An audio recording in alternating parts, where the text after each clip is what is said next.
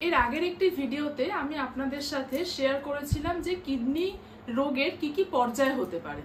মোটামুটি 5টা মতন পর্যায় থাকে কিডনি ডিজিজের। আজকে আমি সেই পর্যায়গুলোতে কি ধরনের ডায়েট আপনারা ফলো করতে পারেন সেই জিনিসটা বিস্তৃতভাবে আলোচনা করব।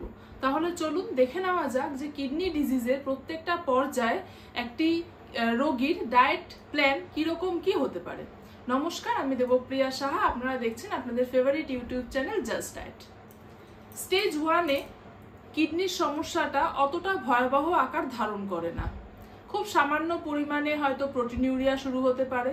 তো সেক্ষেত্রে খুব বেশি পরিমাণে ডায়েটে চেঞ্জেস করার কিন্তু সেরকম কোনো প্রয়োজন হয় না।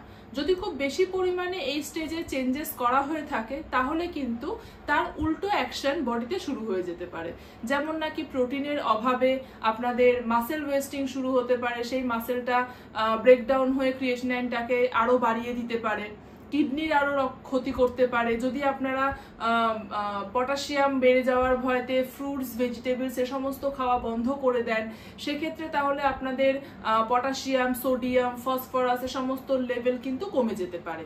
তো সেই কারণে এই স্টেজ 1-এ সেরকম একটা কিন্তু ডায়েটের চেঞ্জেসের দরকার হয় না। আর ফল আর সবজিরও কিন্তু সেরকম একটা রেস্ট্রিকশনস থাকে না। হ্যাঁ, শুধু যদি প্রোটিনিউরিয়া দেখা যায় সেক্ষেত্রে আপনারা একজন ডায়েটিশিয়ানের সাথে আলোচনা করে বা আমার সাথে কন্ট্যাক্ট করে একটা diet plan, protein restricted, only protein restricted একটা ডায়েট প্ল্যান আপনারা ফলো করতে পারেন। স্টেজ 2-তে যদি কেএফটি নর্মাল থেকে থাকে, আর এই স্টেজে কেএফটি মানে কিডনি ফাংশন টেস্ট যেগুলো রয়েছে, ইউরিয়া, ক্রিয়েটিনাইন, সোডিয়াম, পটাশিয়াম, এই সমস্ত টেস্টগুলো এগুলো নর্মালি থাকে। তো এই স্টেজেও কিন্তু খুব একটা আপনার ডায়েট প্ল্যান চেঞ্জেসের কিন্তু দরকার হয় না। হ্যাঁ, যদি প্রোটিনিউরিয়া থেকে থাকে তাহলে আপনি অবশ্যই প্রোটিন রেস্ট্রিক্টেড একটা ডায়েট ফলো করবেন। স্টেজ 3A and B, এই স্টেজে কিন্তু কিডনি ফাংশন টেস্ট মানে কেএফটি যেটা আছে সেটা একটু গন্ডগোল হতে শুরু করে দেয় ন্যাচারালি। তো সেক্ষেত্রে আপনারা প্রোটিনটাকে 0.6 to 0.8 গ্রাম পার কেজি আইবিডব্লিউর হিসাবে রাখতে হবে।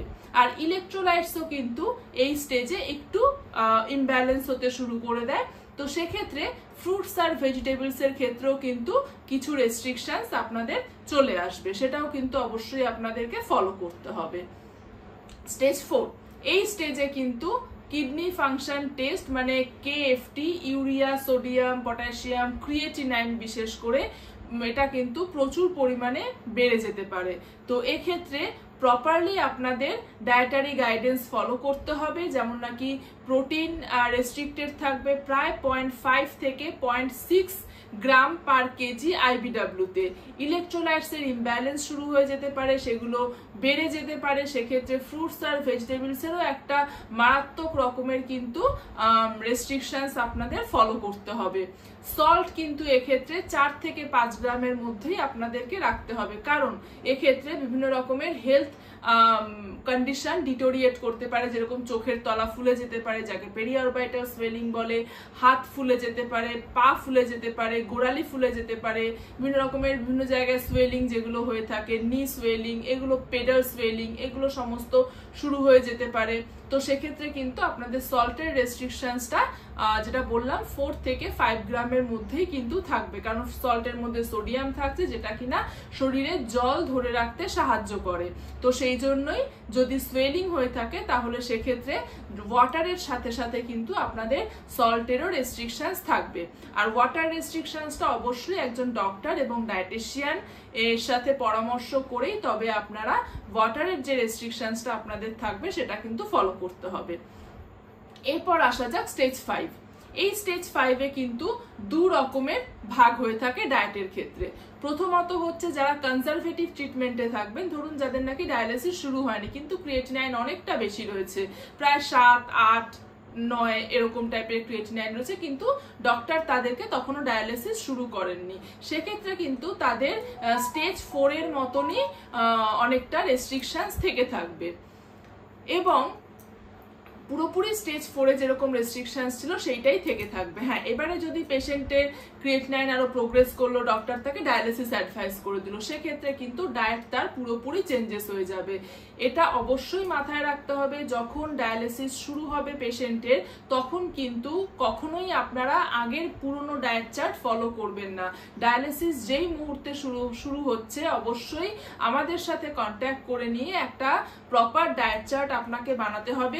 এর কারণ হলো ডায়ালিসিস যখন শুরু হচ্ছে, ডিউরিং ডায়ালিসিস বিভিন্ন রকমের ওয়েস্ট প্রোডাক্ট যেরকম ইউরিয়া, ক্রিয়েটিনাইন এগুলো শরীর থেকে বেরিয়ে যাচ্ছে, আর এগুলো হচ্ছে মেনলি প্রোটিন থেকে তৈরি হওয়া ওয়েস্ট প্রোডাক্ট। আর এই ওয়েস্ট প্রোডাক্টগুলোর সাথে সাথে কিন্তু বডি থেকে প্রচুর পরিমাণে প্রোটিনও লস হতে শুরু করে।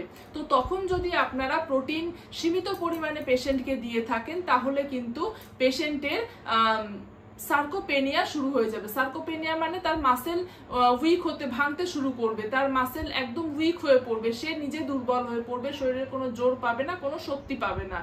তো সেক্ষেত্রে এটাকে সার্কোপেনিক স্টেজ বলা হয়ে থাকে, যেটা কিনা খুবই সাংঘাতিক একটি স্টেজ।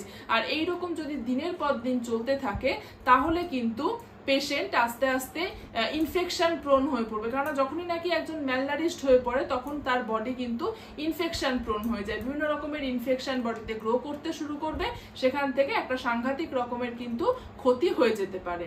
তো সেক্ষেত্রে আপনারা অবশ্যই তখন পেশেন্টকে হাই প্রোটিন মানে 1.1 থেকে 1.3 গ্রাম পার কেজি আইবিডব্লিউতে কিন্তু তখন প্রোটিনের রিকোয়ারমেন্ট থেকে থাকে একজন ডায়ালিসিস পেশেন্টের ক্ষেত্রে।